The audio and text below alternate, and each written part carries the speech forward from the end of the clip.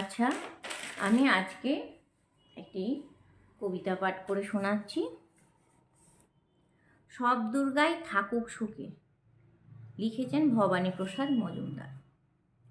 এক দুর্গা রিক্সা চালায় কোচবিহারের হাটে, এক দুর্গা 100 দিনের কাজে মাটি কাটে, এক দুর্গা রাস্তা বানায় পিচ ও পাথর ঢালে, এক দুর্গা রোজ চুনো মাছ ধরছে বিলে খালে,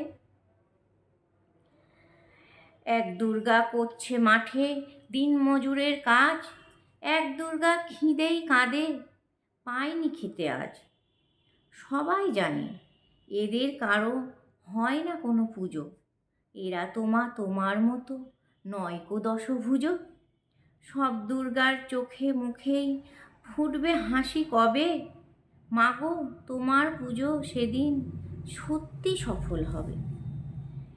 এক দুর্গা পাথর ভাঙে রোজে আসানসোলে, এক দুর্গা পেটের জ্বালায় খনিতে কয়লা তোলে, এক দুর্গা 7-8 বাড়ি কষ্টে বাসন মাজে, এক দুর্গা কারখানাতে ব্যস্ত নানান কাজে, এক দুর্গা চা বাগানে তোলে চায়ের পাতা, এক দুর্গা পাড়ায় পাড়ায় ঘুরেই সারাই ছাতা।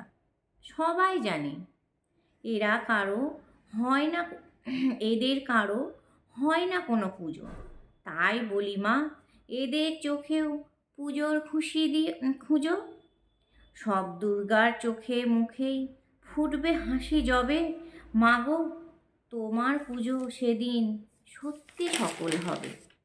এক দুর্গা হাসপাতালের সবার চেনা আয়া, এক দুর্গা নার্স দিদি তার মনে ভীষণ মায়া, এক দুর্গা সবজি বেচে নিজের পায়ে দাঁড়ায়, এক দুর্গা মুরগি কাটে নিজেই পালক ছাড়ায়, এক দুর্গা হোটেল চালায় বানায় মাংস ভাত, এক দুর্গা বুট পালিশে জোশ্যে চালায় হাত। এমনি হাজার দুর্গা যারা পায় না কোনো পুজো, এদের দুঃখ কষ্ট তুমি দরদ দিয়ে বোঝো। সব দুর্গার চোখে মুখে ফুটলে হাসি তবে, মাগো তোমার পুজো সেদিন সত্যি সফল হবে। নমস্কার।